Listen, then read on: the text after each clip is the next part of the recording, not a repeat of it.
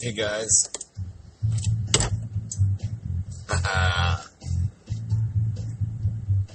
Oh yeah. How's this little jam for you? So, we're December. That's right, it's December. Not sure how I feel about that. It kind of came a little bit quicker than I expected. But we're in the home stretch as we get towards Christmas, which I know there's a lot of haters out there as it relates to Christmas. A lot of you don't like Christmas, but you know what? I like Christmas. I've got 2 kids, as you all know, and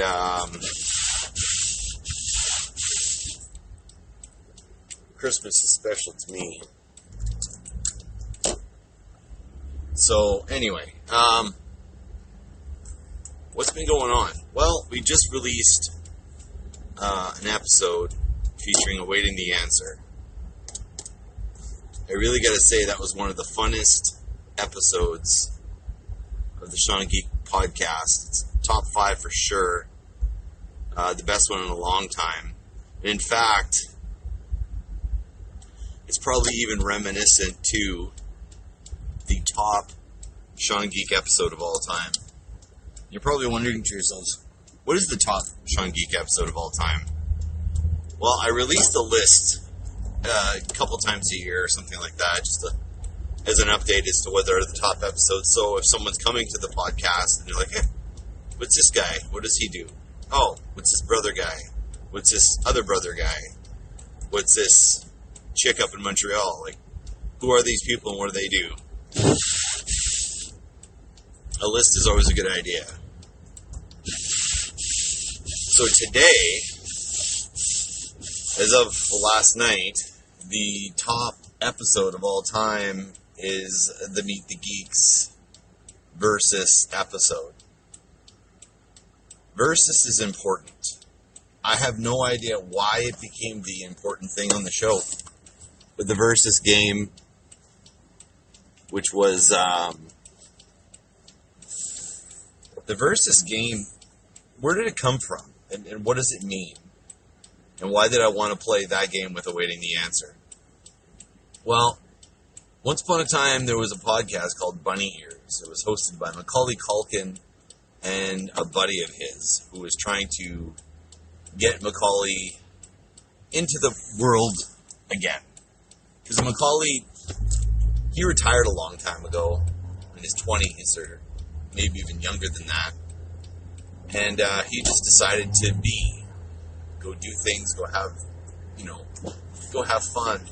And in that retirement, people said a lot of things about him. They suspected he was doing this, he was doing that, he was a junkie. He had a lot of Michael Jackson-isms going on, what have you. And then he creates his podcast. Well, he doesn't. I'm blanking on his partner's name. But his partner, a good buddy of his, decides to start a podcast with him. And I'll be honest, the whole reason I listened to it was because of Macaulay's name on it. And it ended up being an awakening into, who the hell is Macaulay Culkin really? And it ends up, he's not much different than the Meet the Geeks people. And by that I mean he geeks out on wrestling, he geeks out on comic books, he geeks out on action figures, on video games, all the things we talk about on our show. Now, I didn't realize there was going to be a synergy between myself and Macaulay Culkin, that I was going to associate with him so much that he could easily, given different circumstances, be part of my circle of friends. But it was really cool that he's just a down-to-earth nerd, no different than myself, in and around the same age as myself as well. It's just kind of cool. I don't know. So anyway, there's this game that they play on their show called Versus. And I don't even know if they do it anymore. They did it a few times. I really liked the idea of it in that it was similar to things you see on Facebook and other places. 13 things you didn't know about me sort of thing. And the nature of the game on their show was, it was going to reveal your true thoughts about certain topics, certain things.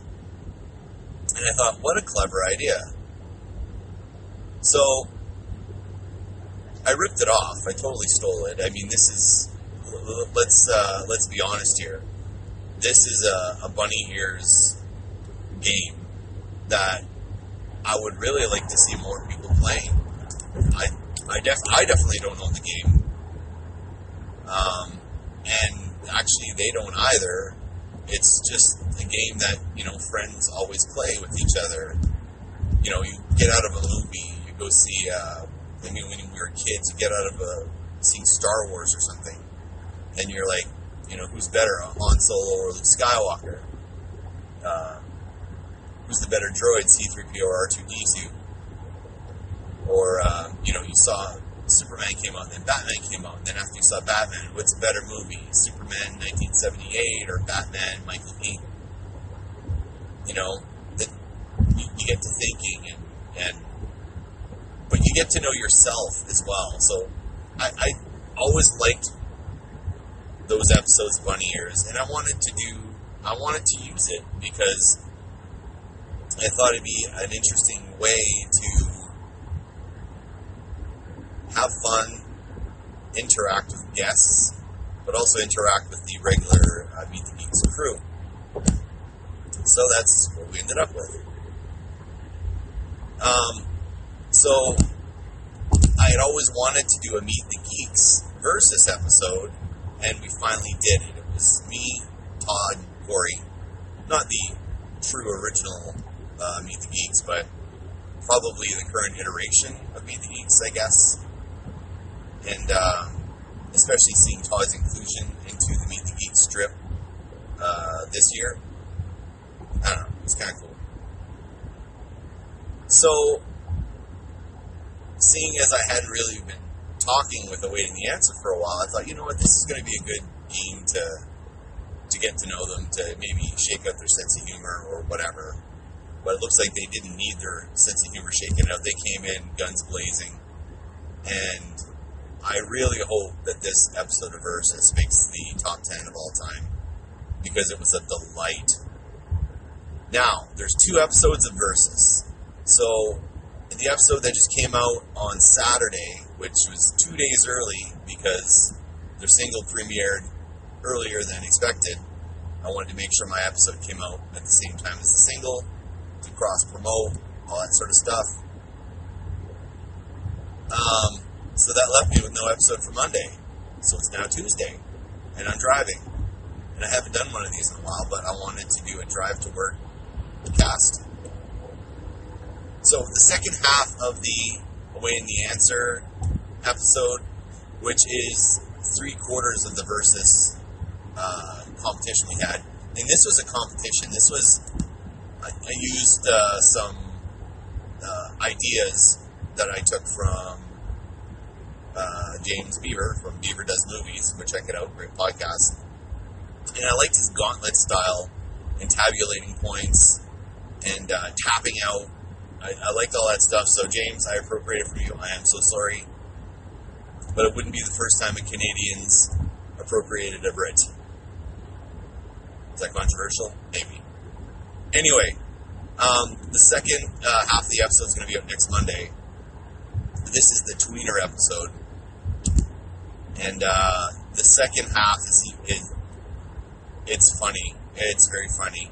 So for those keeping score, if you haven't listened, or if you can't remember, the episode that came out on Saturday, they played 3 rounds of Versus. It was the first subcategory called Battle of the Bulge. And in that competition, so far, skinny, pretty singers are beating out heavy singers.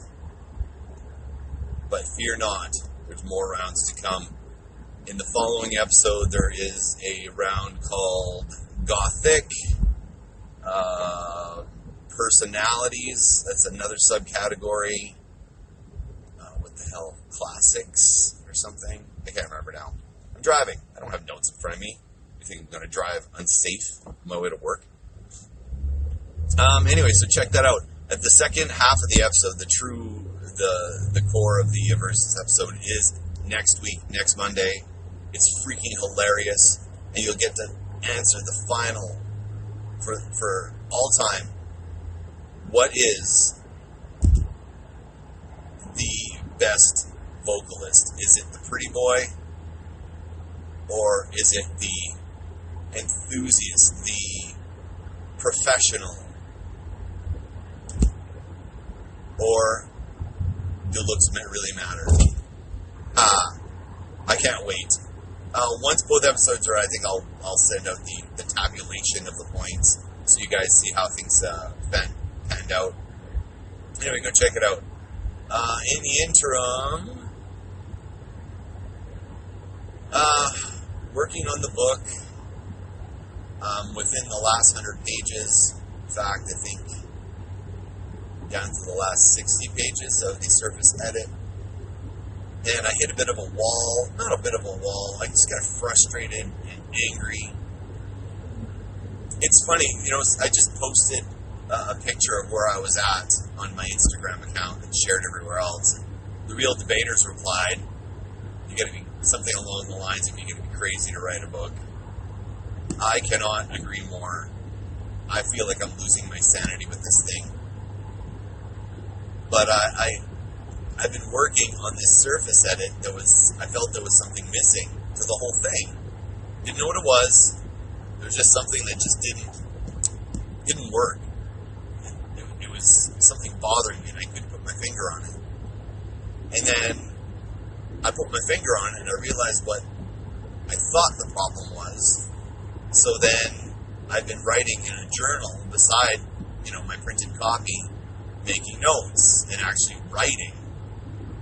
So going with the idea of this is what's wrong with the book and this is how to fix it, and here is an interim chapter I'm going to insert.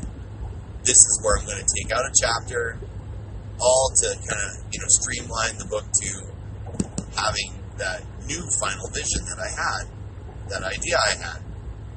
So as I got to the 100 pages left to go mark, I realized that my idea actually didn't solve what I thought was a problem, and in fact created a bigger problem, and in fact didn't make any sense. It wasn't logical. I wasn't actually fixing anything. I was actually ruining things. So I was so mad at myself. I didn't change anything in my book. The whole point of this surface edit is to read through, find things that you don't like, or find holes, or find continuity errors, those sorts of things. Make notes on how to fix them, and in a journal, not in the book itself, but in a journal, make notes on what I think I should do. So when I go back after this edit, I can just make my insertions and be done with it. So now what I'm realizing is the thing I had a problem with is not a problem. Actually, everything is fine. So now I'm going back to the original, no changes. So everything I've been writing for the past 30 days or so is not really relevant, doesn't really matter. But, it's a good experiment because it's stretching your story out. It's throwing your story against the wall and seeing if it sticks. And I did, however, add one idea that's spread out over multiple sequences. And I really like what I did with it. I really like what it's doing and how it's progressing one of the characters. It's not putting, the character more prominent, but it's providing clarity to that character's intentions and inner workings, I guess. So very, very excited to get through this section because it's been driving me batshit crazy. But anyway, I think I'm through the problem I had with the idea that didn't make sense. I'm gonna leave it at it involved Sweden and Switzerland, and that was what I was having a problem with. But now I'm coming back to Sweden and Switzerland, and I might be able to do something with it. I probably need to change a couple of things. Anyway, 60-some pages to go, I think, is where I'm at. Almost there. Oh, God, I can't wait. Oh! And now I remember what I really, really wanted to talk about. This past Saturday, I went up to the Merge in Selkirk. I haven't been there since the last time we played there. And the last time we played there was an open mic, so we alluded to it in the last episode. Todd and I did a couple of warm-up shows there with Dome.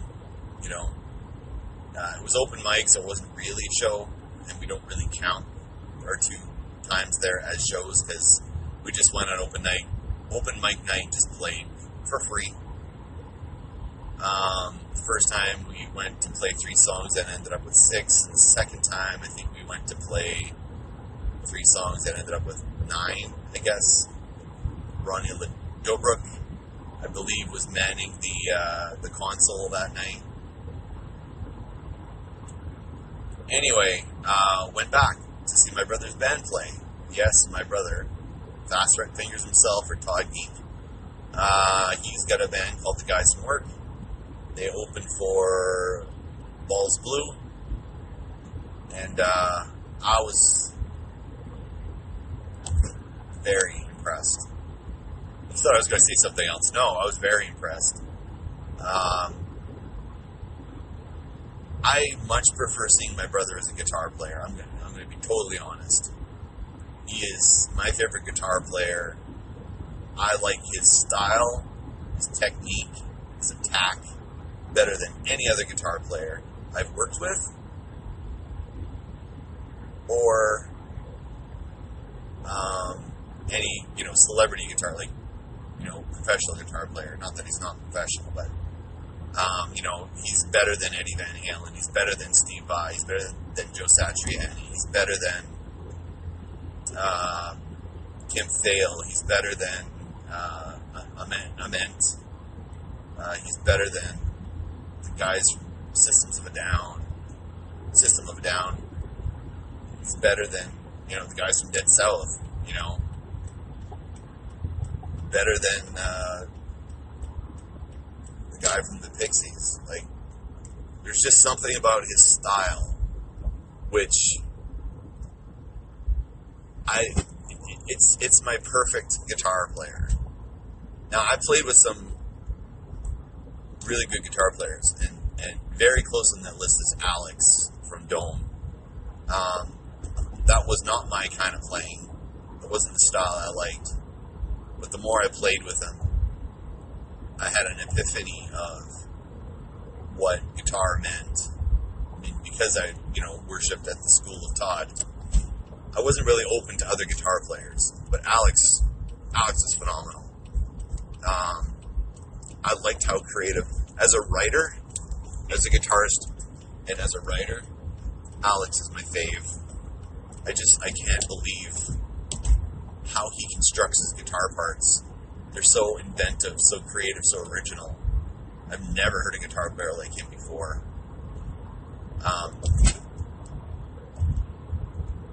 But anyway,